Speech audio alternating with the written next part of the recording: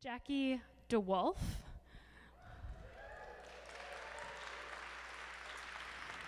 will be telling you why we should make buses sexy, and that's all I'm going to say about that. I just have to say before my 7 minutes starts, how amazing.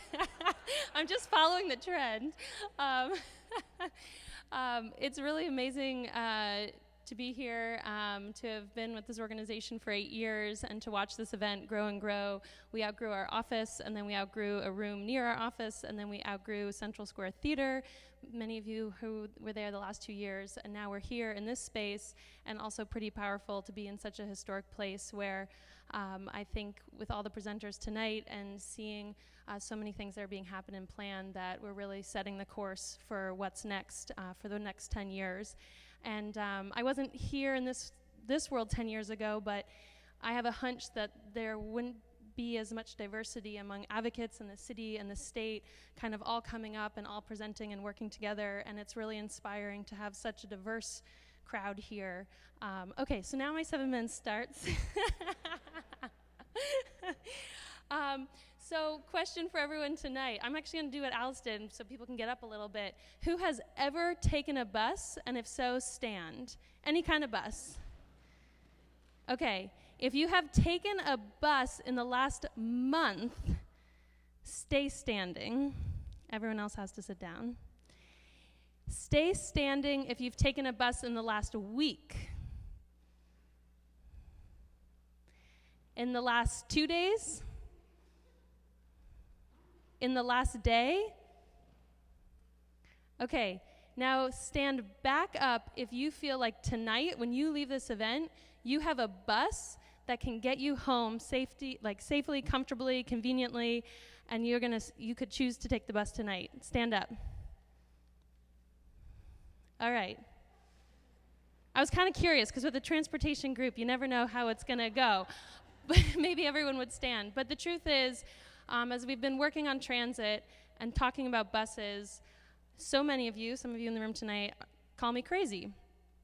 And so when we look at pictures like this, I can't wish for any of you to get on a bus. The same way that we can't wish you to get on your feet, to get on a bike, but we're here to say, how do we make our infrastructure better? How do we create a network that makes you want to get on? And when we look at pictures like this, particularly in winter in the snow there's nothing about this that says, yeah, I want to take the bus. I want to stand in line. I want to stand outside. I want to step in the sloshiness. Get excited, it's coming soon. And nothing that says yes, I want to get on. And the fact is, we have a lot of congestion here. And we're even making news about how bad our congestion is here. And we also have an increasing population, and it's projected to grow more and more. And those are just facts. No one of us can change that. And the thing is, it's actually a good thing. Having congestion actually means people want to be here. It means there's things happening. There are places, there are schools and institutions and work and hospitals and places to live. But that begs the question of how do we move people efficiently and effectively and conveniently around our city and around our region. And to be able to do so, we have to look at all of our options. And many of you have seen this, is my favorite slides, is 50 people in cars, 50 people in buses, 50 people on bikes. And so we need to think about all approaches, and we've heard a lot tonight, but buses are key to the equation, and transit is one of the backbones to make all of this work and to give us good options and to be able to make, frankly, our personal lives and the entire region work.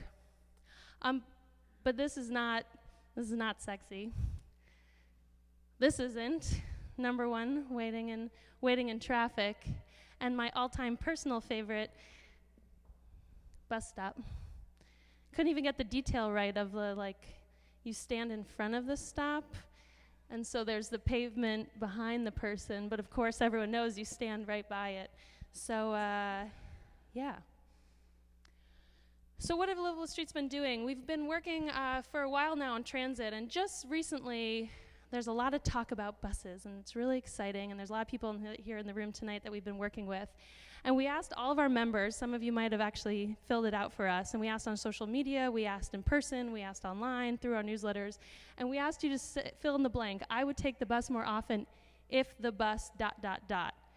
And we've gotten hundreds and hundreds of responses, and we ended up categorizing them all to see what people said. And because it's really little letters, I'll read it for you. So overwhelmingly, it's actually closer to 40% now, is better timing. And that's like, it didn't get stuck in traffic, it was more reliable. And it's only a little bit of percent of, you know, better bus shelters, express buses, fewer stops, less crowded, and other. But the reality is, what it shows is a couple of things. One, reliability. People just want to know when it's coming, how often, and the fact that it is coming often so they can actually rely on it. And then everything else is kind of secondary. But interestingly, what we know is everything that's secondary is actually what makes the bus also more reliable. So we really need to look at everything. So how do we do this? We can start with our stops. We can be a little creative. We can actually show value to our buses and actually change the pavement and change the texture and feel to let people know, like, hey, this is a bus stop. And maybe a bike lane goes by it. We can ticket. All towns actually have the legal ability to ticket people parked in designated bus stops. We can separate in congested areas, and we can actually push out a bus stop, which we now have on Western Ave in Cambridge. We can get bus signals and give them actually bus priority so that when a bus is coming up to an intersection, they can go through. We've already started doing this, actually telling people when the bus is coming and actually improving it so you actually know when it's coming. We can, again, have markings, have designated bus lane markings and bus stops, and even more separated bus lanes, and even sometimes mix them with bikes. We can have off-board fare collection and actually make it feel like a subway stop. So again, you don't have to just be underground to be separated, but you can actually be above ground. The beauty of these, and I've been lucky to be in these stops, you can actually enjoy the outdoors and not just be on ground, and you can actually see the city. And you can go in through turnstiles and you can pay, and then when the bus comes, all the doors open, everyone gets on, everyone gets off, and you're not waiting for everyone to stuff their dollar bills in. And we can even go farther and create designated bus lanes. And we're not just seeing these solutions for cities and downtown areas, but we are seeing them in more rural areas as well around the world. And if you start to put it all together, a term that's often used is called bus rapid transit. If you put a lot of these elements together, you can get what's called bus rapid transit and start to see signal priority with dedicated lanes, with all-door entrance, with the bus frequency to know when it's coming, and all these off-board fare collections and enclosed stations. And the beauty of buses, too, in a time we heard a little bit about sea level rise and everything else is, you know, it also gives you the flexibility of bus. It's not stuck on a rail. And I was one time on a bus where there was actually a riot or protest happening, and the bus that had a designated bus lane could actually just go around and then get back on. And it didn't have to worry about being stuck. So I'm going to finish with a quick example. This is in Houston. Has anyone heard about the Houston buses recently? Oh, a couple of people. Awesome. So Houston first 3 years ago decided to admit they had a problem and say, our buses just don't work. And they started a process to say we need to make them work because no longer where the buses go align where people live and where people work, and the service times didn't work. And so they decided in 3 years to completely make all new lines, and overnight on one Saturday recently, they launched an entire new system, and all the major bus routes started going 7 days a week, every 15 minutes. And Houston's not the only one doing cool things. Chicago, San Francisco, in addition to a lot of places all around the world. This is actually going under reconstruction right now. It is like a conceptual drawing, a visual, but it's actually going under construction. And so I want to tell a quick story. This happens to be me from Saturday, because this is the only picture I have of my friend Thomas right here. This is Mr. DeWolf, if anyone's wondering. This is not my husband, but this is my friend Thomas. And I heard about these Houston buses just recently, a couple months ago, and I got to go to Houston a couple weeks ago to visit Thomas and his wife Jessica, and they drive beautiful big pickup trucks.